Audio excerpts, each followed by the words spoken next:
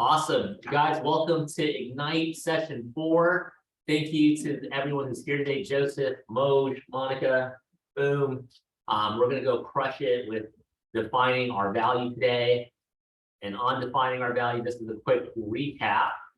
We started with sparking your career, embracing our realtor job. Last week, we talked about connecting with your market, and Joseph and I had the opportunity to really cover preparation is golden. That's all it takes in order to make a really strong impression with our client. It's also to make us aware of what's going on. And to that homework point, Joseph, through enrichment and just observation, he saw that there are 20 open houses in his local area, and you're going to see more of that. That's a changing sign of the times. And believe it or not, open houses is one of the lead levers that we can take advantage of to attract new clients, meet not just buyers, but sellers as well. And today we're going to define our value in order to be able to connect further with that market. It's one thing to know what's happening. It's another thing to be able to share with that other person, people, farm area, community, what we're all about. All right, hang on here. So today we're going to cover our value proposition, what matters to buyers and sellers in their brain, right? Not just dollars we could potentially give them, but truly what matters to them, the saving money, all that fun stuff, defining our value proposition, having recaps and ahas, and going right into our accountability. But the value proposition, now this is a generic, and this is something you could totally copy, is unique, it's memorable, it's persuasive, it's a statement that expresses the true value of working with you. So when people ask, hey, why should I work with you over John Smith over there? The conversation may be that, hey, we provide a full service real estate team that's able to work with your schedule, the seller schedule, and also negotiate in this market space, right? I mean, that's a super simple one, and I'm leveraging a team. When I was a solo agent, it was, hey, I'll be able to work with you on a time that makes sense for you and for the seller in question. We'll be able to get you into the property, negotiate on your behalf, and at the same time, help you understand the real estate market for what it is, right? I mean, not a whole lot has changed except I've added the words team and support, things of that nature, but the service there is still the same. Address the specific and special needs of the buyer and the sellers in your market. So in this market, as the market changes, you might be able to highlight that with the changing market, I specialize in negotiating closing costs and the best terms for my clients, right? And we still did that to a degree in the seller's market, but now you can really kind of highlight some of those value adds. And there's some space on your notepads if you have it on there to kind of take down notes, or if you don't, just take a sheet of paper or a new window and type in some key points there. Number 3, the value proposition states what you will do for your client to earn your commission. And number 4, holds you accountable to high standards, right? So as we go through and creating your value proposition, kind of keep these 4 pieces as part of how you build out that value prop. So I think Alessandra, you're just checking on with us. We'll kind of hit this one again in a little bit. So Alessandra, thank you for jumping in with us. And you're kind of midstream. We're talking about building our unique and personable value proposition. It covers these 4 items. Let me jump on the chat. I'm going to drop in the chat the PDF for the entire Ignite. And if you want to scroll through it or download it, scroll through to chapter 4, and then on PDF-wise, it's page 56 or 57, I believe, or 59. But you should be able to access that, and off you go. So right now we're covering creating a value proposition. It's unique, memorable, persuasive. It answers specific and special needs in this current market for a buyer seller. For example, on a buyer's side, you may share that, hey, we help people with negotiating not only the best price, but specific terms that protect your best interest, and negotiate credits that help you buy down your rate or pay down your closing costs. It states what you'll do to earn your commission, which kind of 2 and 3 kind of go hand in hand in a sense, because they don't actually know what we're being paid for, right? Other than putting the deal together. But in that sentence, or paragraph, you can add those in and hold you accountable to high standards, meaning, hey, this is something that us can internalize and relate to. And at the same time, clients who have, our clients with better memories, they can remember, hey, what happened when you said this, right? and off we go. And by all means, to Mose, Joseph, Mon, Alessandra, if you guys have any questions, feel free to stop and ask, and we'll be happy to walk through it together. All right, top agents can easily explain what service they'll provide to anyone who hires them. Right out of the MREA by Gary Keller. Recently, or I want to say 2 weeks ago, we were speaking with somebody and they were like, well, I handle everything from mobile homes to luxury houses. And that's such a vast spectrum. Like, I've never met a luxury agent who will publicly say they'll help with mobile homes. And it's not because of the people, it's more like, hey, my brain and specialty is here. And then to shift gears over here wouldn't be a great use of my time, right? So what we found is that the more narrow you get, the better your service is. Like before, I used to chase everything, right? I chased commercial, I chased churches, I chased residential. I said yes to land, I said yes to mobile homes.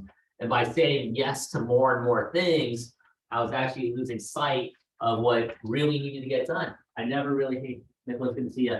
I never got to a point where I could really zero in on what to do, right? You remember, you were there for that. So I made some money. I'm pointing at my wife because she saw the ups and the downs, a lot of downs. And when I made money, awesome. And when I wasn't, if she didn't ask me because she just trusted what I was doing, but if she were to ask me at the time, hey, why aren't we closing deals? What's going on? You're at the office at the time, but we're not seeing the results. It was because I was like, well, this church group, and that's probably all I had to say because I was trying to work commercial when I was focusing on residential and specifically first-time home buyer and move up, move down buyer, basically clients who were moving up, moving down, upsizing, downsizing. That's where our focus is today, right? But when I first started, I thought of all these things, and just like Gary said, if you chase 2 rabbits, you'll catch none. So you probably read that one part of one thing. Awesome. Oh man, so there are some things there. And for Nicholas, we just covered creating your value proposition. So we're gonna revisit that for sure. Move this over real quickly. The benefits of the value proposition helps your clients understand your value and expertise, protects your commission, build strong and trusting relationships. And when all else fails, it's your centering point. And I'm speaking from experience of not having a value proposition, early on, just saying yes to everything. And when you say yes to a bunch of stuff, you're also saying no. So like your own goals, right? Because you're just spreading yourself way too thin, right? Here's some value proposition examples. I love Walmart, everyday low prices for a broad range of goods that are always in stock in convenient geographic locations. QuickBooks send invoices in minutes and get paid in 2 days faster. Airbnb exists to create a world where anyone can belong anywhere, providing healthy travel that is local, authentic, diverse, inclusive, and sustainable. So you can go through these examples of value propositions, and they almost become like a mission statement, right? I mean, it really kind of drives the point home of what you're trying to create in such a small, manageable way. Like someone could say, well, hey, I'm your local Woodland Hills agent from Topanga Canyon over to, if that would be Winnetka Avenue. I got everything covered from Canyon to Avenue, right? And that's being hyper local, granted. And then you can also say, hey, I specialize in single family homes and adding ADUs to them. I've done it myself. I can do them for you, right? And you're living. So you would be able to speak. I wouldn't even say that, but you would be able to speak that from experience. I think Joseph's on here with us.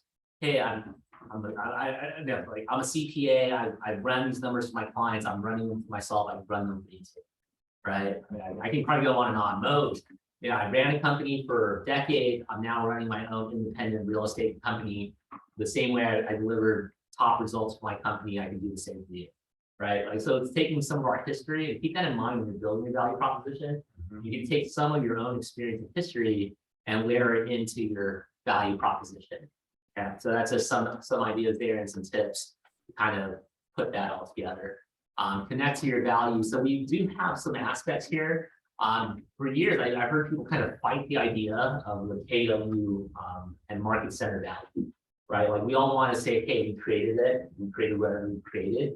But I found that, well, how dumb is that for me to not leverage the international name, the international brand, the resources, the tech, the stuff that already kind of comes with it, and then just taking the KW, making it, shrinking it down to font 5, and then first, blasting our name, our brand, our logo out there, right? Being always the fiduciary. That's part of the reason why they hire us. I think we covered it in one of the chapters about being a fiduciary versus being a functionary. I think that was session 2. And the idea is that a functionary, hey, if you want just someone who will just punch in keys, awesome, go to Help Yourself. And they'll literally provide forms for you, and off you go. You want somebody that's going to go to war for you and negotiate the best terms, whether it's buyer or seller or both. Hey, come to us, because we're going to be there for you through the tough times and through the still water times. Never say easy. Nothing is easy. Oh my Lord, nothing is easy. I wish it were, right? The value of the market center. I have access to the collective knowledge and experience of nearly 200,000 agents worldwide. If you want to bring it more local, and we did bring it to a larger scale, I think it was Moj. Last week, you had a question about St. Petersburg, Florida. And we just opened up Connect or Command, and we found like 700 agents in St. Petersburg, Florida, all tied with Keller Williams. I can only imagine how many realtors are actually in that little beach town, So, and I didn't know it was a beach town until she showed us. So on that thread, there's so much value we can bring to clients. Like we refer to client out to Nice, France. Never been to France, never been to Europe. But on KW Command, we were able to find, hey, there's 500 plus agents, 500 agents on there for Keller Williams, right? So we have that network. Being the fiduciary can point you to reputable source resources for services providers such as handymen, window washers, tax associates, and financial advisors. And that's a huge piece. Your network will eventually help you build your network, right? You still have to work on your self-worth and our thinking and all this stuff. But the better our strategic partnership is, and if you guys are on that forward living shares or the shares or forward living what's up thread, you'll see people asking for stagers and all this stuff. You can borrow that circle initially, right? And as you network, as you're out there calling your SLI, meeting people at events, you start finding out like, holy cow, I have a killer CPA, I didn't even know. Right, and he's my client. And guess what happens when you refer that person to more others like you that can really use their services?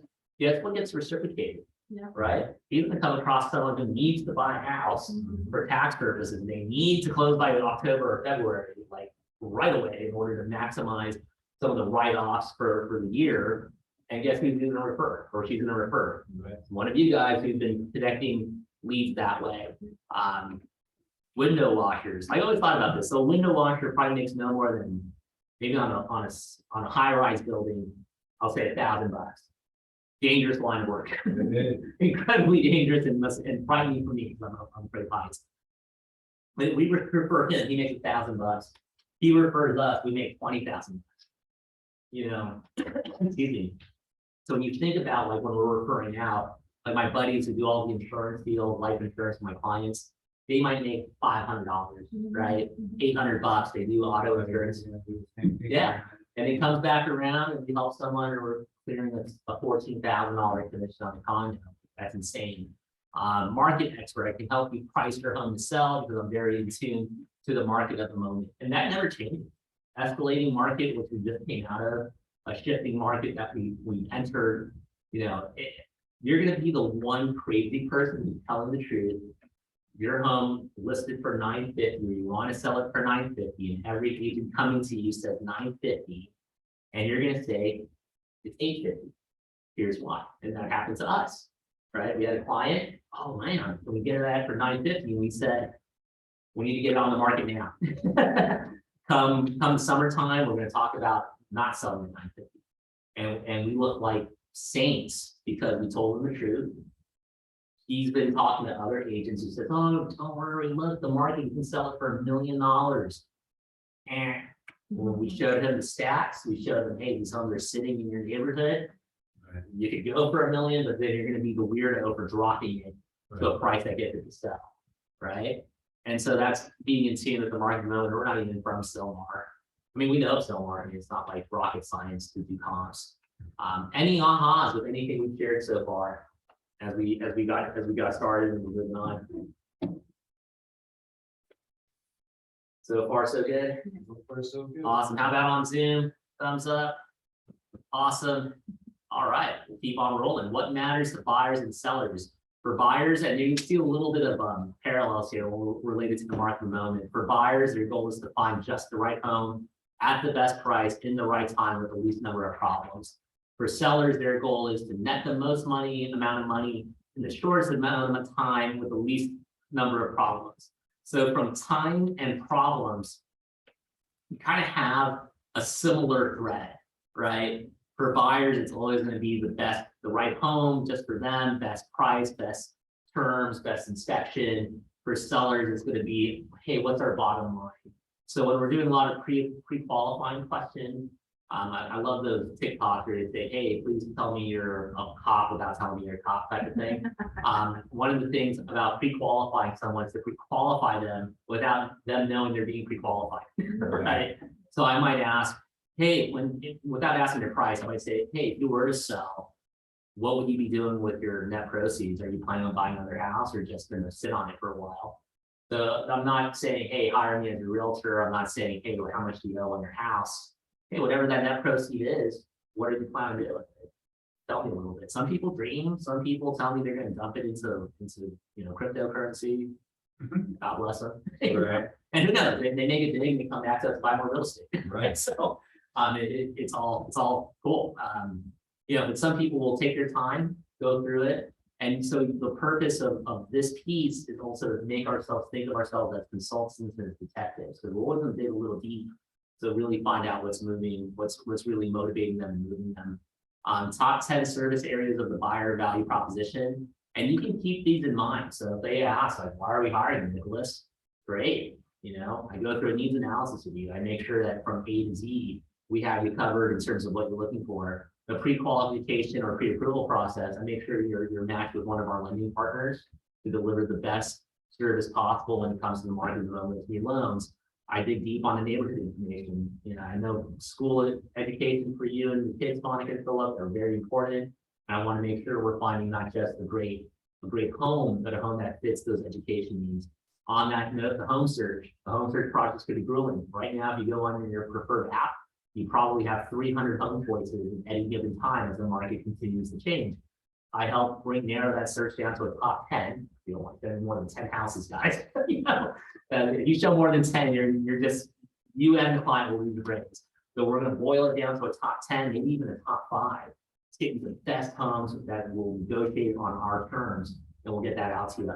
By that time, you're just like, hey, I'm signed up for this.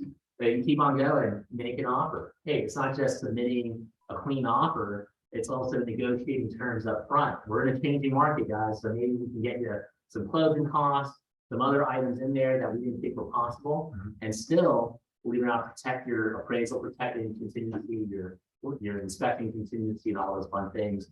Negotiating to buy. Believe it or not, there's 3 points in a deal that we can still negotiate the contract. The first is at the time of disclosures from the seller to us.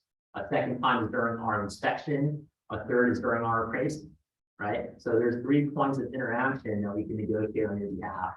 I coordinate all the closing costs, the closing items with our vendor coordination, escrow, title. Then you can go through the whole thing. Pre-close preparation, there's a transition period, guys. It gets a little weird. But during your final walkthrough to closing, you got to make sure that all the utilities are moved over. I know something nobody really thinks about, but it's still something that we help take care of. The actual closing process, and then post-closing, the relationship doesn't end with the closing, it actually begins.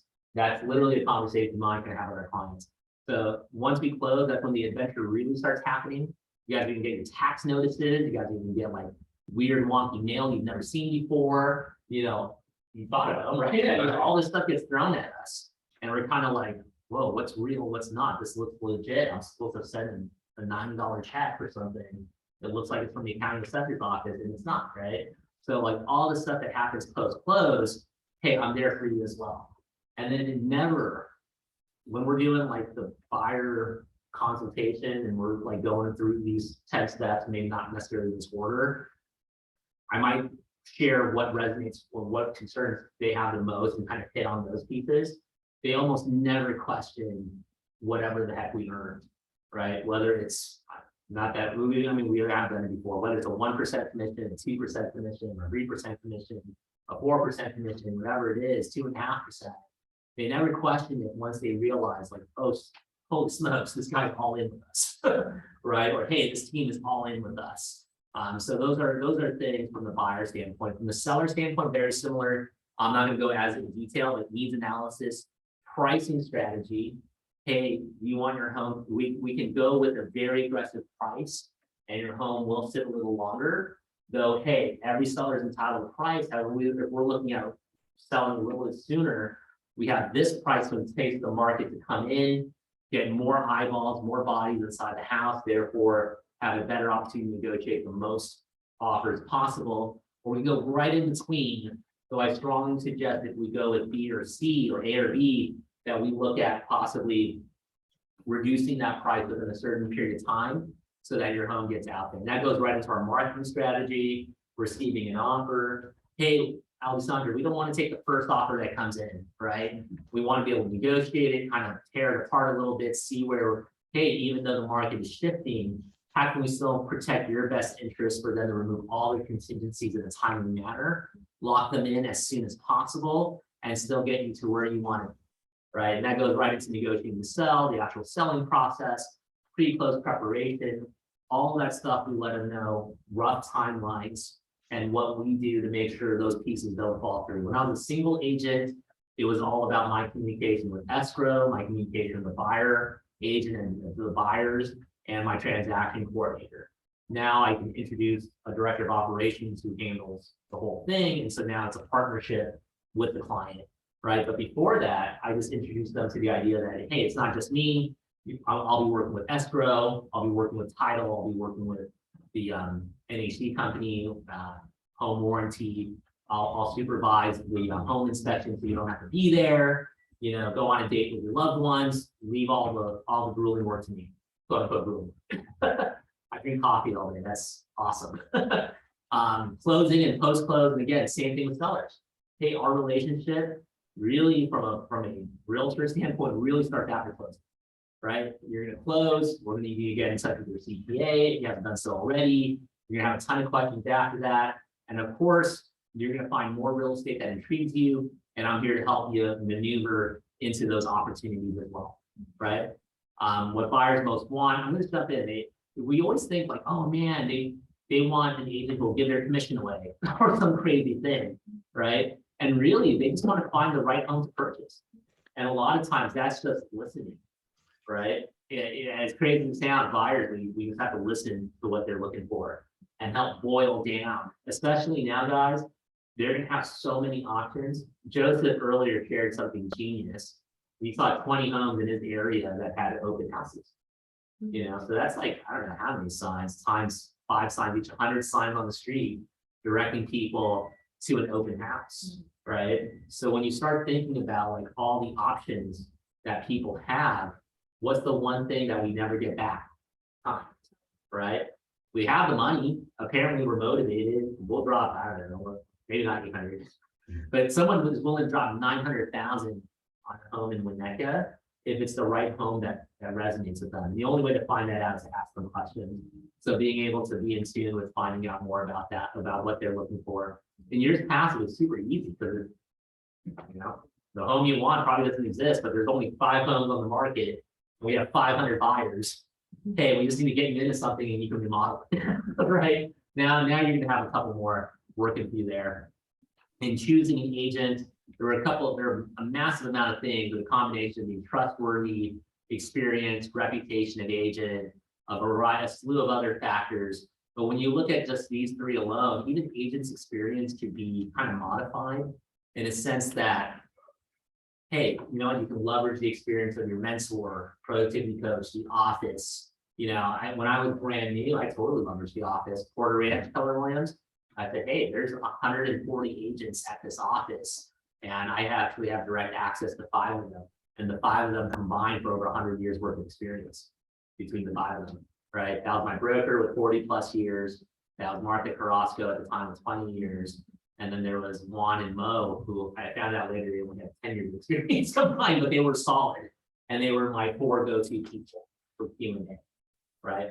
So, when you look at that type of setup, you kind of have it all. Oh, and then Bob Signet, who at that time was also a 25, 30-year vet. So, you kind of look at those people and you're just like, oh, cool. I can pretty much have a real life Google at my disposal. And you guys can say the same thing. Rich Pisani, 23-year vet. Stephanie Alatorre, 25, 28, I don't know, probably 30-year vet now, 30-year vet. Louisa, if you're working with her, I think she's a 10-year vet. You're working with, Hangame. So they got a 15-year vet. You got me at 8 years, probably the junior of the bunch. So you got a handful of folks who you can just say, hey, I got a squad, and they're at my disposal. We're not asking for a commitment split. Just look, how do we do this? Hangame, how do we do this?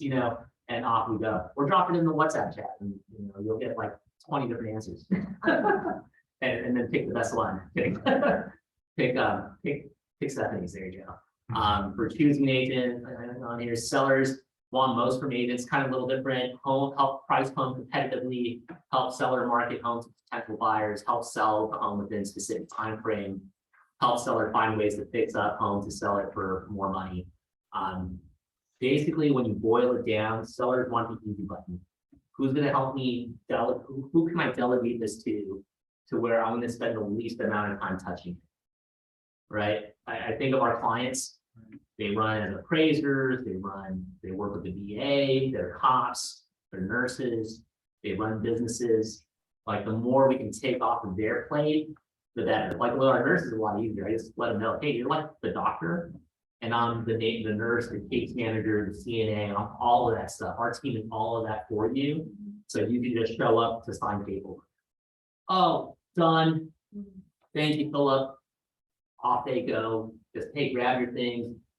Leave anything you don't want in the house. We'll either donate it, have it sold, have it dispersed somewhere. Easy button. Let's just jump over. Cato leads tag, the value prop. So I don't know who here is using command to some degree. I haven't started yet. We got Nicholas starting. I know Monica, you still have to wait for a couple things.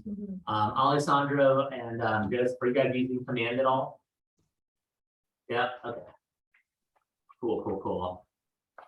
So on Wednesday, when we jump into command, I'm gonna do a quick class with you guys on how to create ads.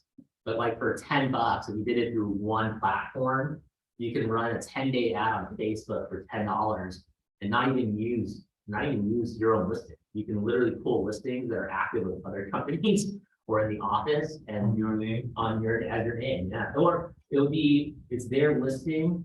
And remember, we signed through MLS that, hey, it's pretty much open for everybody. No, yeah, absolutely. And so then the lead capture on Facebook or Instagram, we do both for $20, and you scroll through, and the capture device goes onto your command. So you need command to at least basic active, like a skeleton of it. And anyone that taps the ad, and it'll pop up, hey, do you want to send this information? It's their name, phone number, email, whatever they use to register for their social media. And it gets literally captured onto your platform.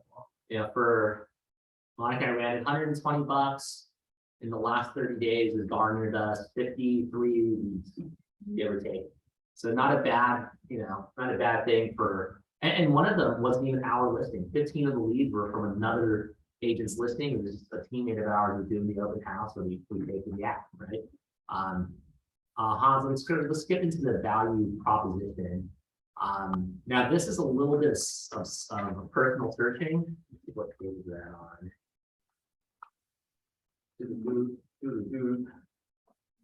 410. Page 4-10. This is defining your value proposition. Now, some of this we'll have to do kind of on our own, but the 30 minutes to an hour that you guys take in doing this exercise, it's going to save you years, right? I did it with just a simple, I'm a resource and consultant for your real estate needs, right? That was one I had totally adopted and copied from a team leader at the time, and it worked for me. Like, kept it really basic, right? But if I really take the time to sit down and identify my knowledge, the attitude, skill set, and beliefs that made me unique in my own way, I think I could have gone a lot further versus self-discovering through conversation. And it gets into my head, right? But there's something powerful about writing it down. Like I saw the movie as an adult, I saw the movie Jerry Maguire. Anyone seen that movie? No? Fine, it's shaking right now. Okay, so I guess it's an old movie. Yeah, with Cuba Gooding Jr. and Tom Cruise. Anyway, one of the nights he realizes like, Oh, I know. yeah, like, at some point he realizes like, hey, I'm not living my life on purpose. And he decides to write a manifesto, like a value proposition of an entire what value he brings, what he wants to bring to his clients who are sports people, who are athletes or whatnot. And basically it was like God family business, and create a life type of thing. But he wrote it out way later on in life, but it took him to new heights throughout the movie in his life, right? But my point is that by identifying these things early on, you're able to set yourself apart from the other agents that your clients are going to meet, or winning a client over from an agent that's not really representing them to the best of their abilities or the best of the market capabilities. Transform the value you provide and the value of KW in your market center into benefits for your clients, and it builds your value proposition statement ultimately. So again, you have something you can build on and build through. So step one, identify your knowledge, attitude, skills, and beliefs. Before we go on, can somebody here, Zoom land, here in the room, share with us one of your knowledge, attitude, skills, or beliefs that you feel like, hey, this is what keeps me, that separates me from the rest of the packing world? I don't know if I'm qualified to talk right now about this because I'm in religion, so I don't have a lot of experience in the business yet, but I don't know. I would like to listen to something from her. Oh yeah, Alessandra, go ahead, fire away. I'll share. Probably 3 real estate agents I've connected with over the past couple months have told me they think that my enthusiasm and bubbliness is really good. And so I'm assuming that's gonna be something that I'll figure out how to write it really well, but yeah. Yeah, absolutely. Write that down for sure. Enthusiasm, energy, bubbliness, all that stuff, that goes a long way. That boils down to energy, right? And wealth and all the stuff that we get to do, there's an energy around it. And then once focused or centralized, man, it takes it places. Yeah, I would add one more thing. It's all about how creative you are in any business, especially what I've learned in the beginning in the real estate. You can do so much, and you can be creative, and you can do you can do little tweaks, and you can make like completely different scenario with your creativity and business. So you have to know what you can do. You have to find out first, and then you can put down all, and you can do so much for that and find out what's your niche. Oh, absolutely. And think of real estate not as its own little business, right? Like we're not just realtors, we're entrepreneurs. Right. So my wife and I have had this pleasure of failing in a business beforehand before we put it kind of real estate. So we can call it failure, but we also failed forward and learned so much. It was like a university that we couldn't have had. Like there's things that we learned there in 10 years that we couldn't have learned in master school, right? Like it's different when you're sitting in the classroom versus, oh, shoot, we are just failing left and right, but we're learning lessons. We hit some wins, hit some W's along the way, all that fun stuff. And yet, hey, we're still here, and we can take all that experience and reinvest it into real estate. I think of Mode in running a multi-million-dollar company, and it's like, well, Mode, you ran a multi-million-dollar company. This is like Disneyland compared to the treacherousness of building a company from scratch, dealing with payroll, dealing with attitude, dealing with contracts, dealing with stuff totally out of our control in terms of logistics.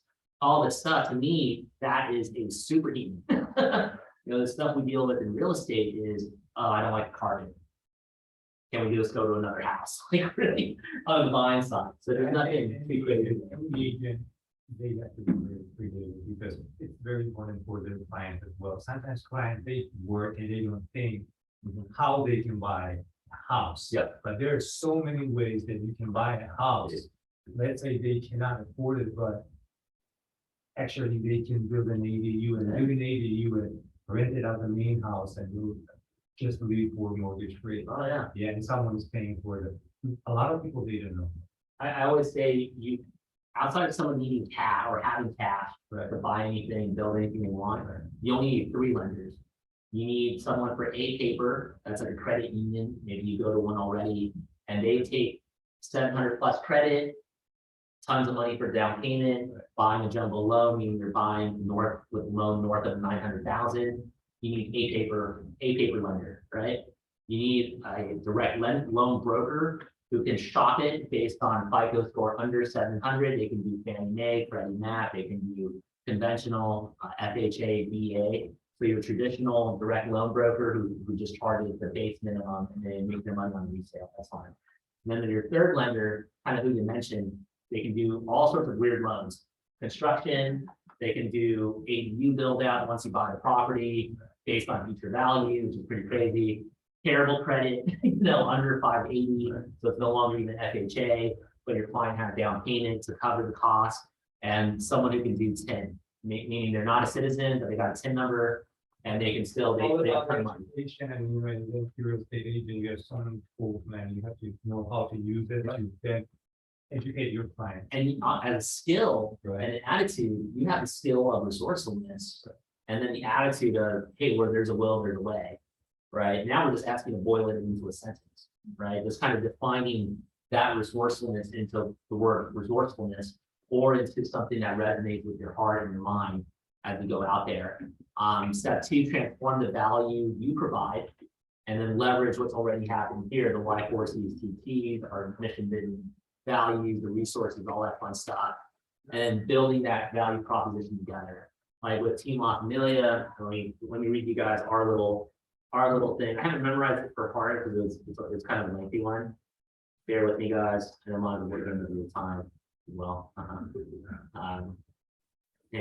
Give me one quick moment as I bring it up. So then this is our mission statement. Team La Familia mission statement. We are together the premier choice in guiding our clients to achieve the American dream of homeownership and attaining their first home and subsequent homes is a lifetime relationship that we honor and gratefully keep. We understand that real estate is the cornerstone to creating generational wealth when guided by the proper leadership in the ever-changing landscape of the real estate market. Home is where memories are made, experiences given, lives change forever, and legacies made. Wherever home is made, the family is made. We are that leadership, we are that home, we are what our families need us to be. We are La Familia, right? Now, you don't have to make it a team thing, you can make it an individual thing. Flip out the words Team La Familia with Alessandra Albanese. Excuse me if I butchered your last name, sorry. Okay, cool. Or Joseph, or You don't have to say my last name. okay. I'm telling you right now, you don't have to say it. I'm gonna look it up on the roster. I know it's gonna be a unique one, about like Nicholas and Steve, okay. It's gonna be fun, but taking something like that and creating something that resonates with you, that speaks to you, right? Because the mission statement ultimately becomes a form of energy. So Alessandra's point, I might not be natural with the overabundance of energy, Right. but I know the little bit of energy that I do have, I can focus it into something and be good until about 2:55. When I need to go grab the kids. But before that, I know how to like kind of put that where it needs to be. So we're not going to role play the value proposition. I threw a little one out there, but really quick, wanted to end on ahas. Like, what are some takeaways from today that you feel like, cool, I can build my own value prop, my own mission statement, and share that with my friends, my family, with clients, people in the community.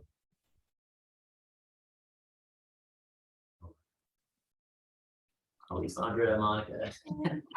Sure. Earlier you went through, I think, like 10 items of what the realtor brings to the table, for lack of a better phrase.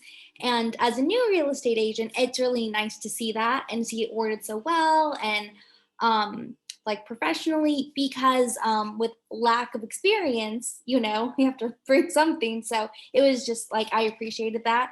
And I felt a little more confident. Like I took a little picture and a screenshot. So I have in multiple locations just to, you know, have it and, you know, just keep it in mind. Awesome. Yeah, that's great. And again, you're building your own story, right? As we build a track record, which is going to be ultimately our closings for our clients and then the data and all that fun stuff. There are still ways to separate yourself. Like, the biggest one that I always find funny are agents who just say, I've been in business for 30 years. Well, great, what does that mean? Like, did you just have a bunch of 1-year careers 30 times, or, Right. you know, where's the body of work behind that? Like, where's the messaging behind that? Right. Like, I've met a ton of agents who've done the business for multiple decades, and they don't know their way around the contract, because the contract's changed how many times in the last 5 years, right? Like, we've gotten offers from agents, they were from like old expired forms, and we don't use the forms anymore. Like, literally, I can look at it and say, wow, this is from 2015. You know, and it changes year to year. So to be able to say, hey, I've been in the business 30 years, well, good for you. Let me tell you a little bit about my story, Dale, if you have the chance to share. And keep in mind, I don't know, I mean, I think all of us are in our 20s, 30s, you know, we're 40s, 50s. Take all the years of past experience and then reinvest it into today. Right? We can't be a 20-year veteran in sales, right? We can't wait 20 years to be an overnight success. There's certain goals that you have, we have, all of us on Zoom have, and we just can't wait to be the 30-year vet, right? The fastest way to condense that time frame is create a focal point and then share that focal point with the world. And our world can be something that's easy as our mom. You know, start with that first person that you call, and then from mom, call your brother. All my brother, right? And then from there, you kind of mushroom out into the greater world. And now you told the story maybe 25 times, 30 times, 40 times. And by the way, Lon, if you happen to know of anyone who's thinking of making a move in the craziest market ever, please let me be the one to guide them through it. I work with a plethora of people that not only help me, but also help the clients that get disturbed. And whatever question or whatever obstacle we come across, I'm 100% sure we're going to find an answer for that. And you can be that transparent with your wife, with your mom, with your brother, with whoever's special in your life, but you know, that's where the relationship is at. And I would even be that transparent with someone I meet at an open house. Hey, you know, Nicholas, you're going to meet a ton of meetings. I mean, literally, when I was putting up my signs, I saw at least 40 other open house signs. So you're going to meet a ton of folks. I'll tell you right now, everyone's going to say they know what to do. I'm going to tell you now, I don't have all the answers. But I do work with an incredible network of people where no matter what you come across, we have an answer for it. So as you go out there, here's my card. Feel free to, you know, do your thing. I'd love to stay in touch with you if you leave me your information. If not, I challenge you to text me on Tuesday, letting me know what you thought of the homes you saw this week. You'll be surprised who reaches back to you. But that transparency, that such openness, you never run out of energy because you're not putting on a facade. And then number two, you can have that conversation with anybody. Yeah. And if they do call you back, holy cow, that's a great client. They're all in with you. So thank you guys so much for jumping on with us today. Really appreciate it. We're back on Wednesday. And I'm going to share this with you guys. If you guys want to, on